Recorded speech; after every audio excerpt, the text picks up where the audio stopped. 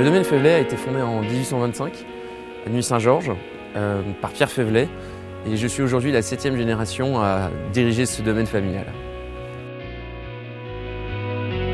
Le domaine Faivelet, c'est plusieurs choses. C'est à la fois un des piliers de la Bourgogne, une certaine modernité, puisqu'il a toujours su évoluer, se transformer.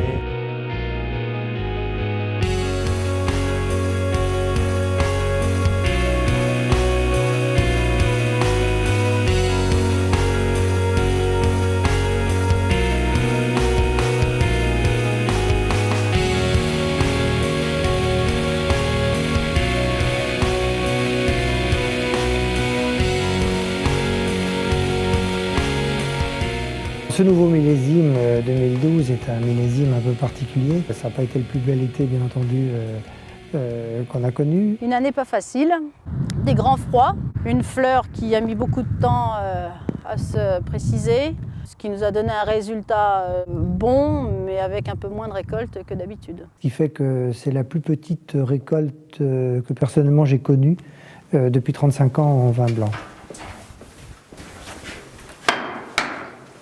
Je pense qu'on peut d'ores et déjà, pour les rouges, dire que ça sera un millésime très proche de 2010, c'est-à-dire un millésime très classique en Bourgogne.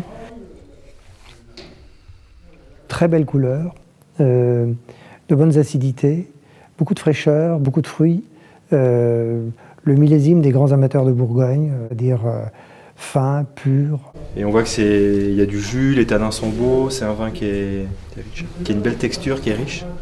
Aujourd'hui, on est très confiant et je pense que ce millésime 2012 va en surprendre plus d'un.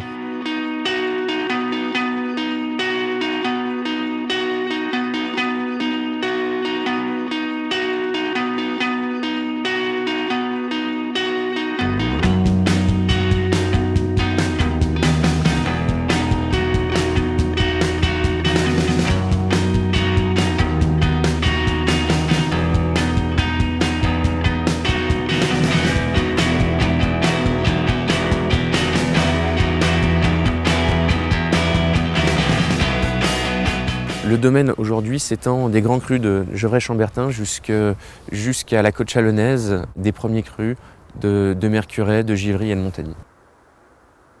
Et aujourd'hui, nous sommes, 7 générations plus tard, à la fois un des plus grands domaines en termes de surface, mais également en termes de qualité. Si on pouvait comparer avec l'art, à Bordeaux, les gens font de la peinture, ils essaient de créer quelque chose avec différentes couleurs, différentes cépages. Ici, on fait plutôt de la photographie.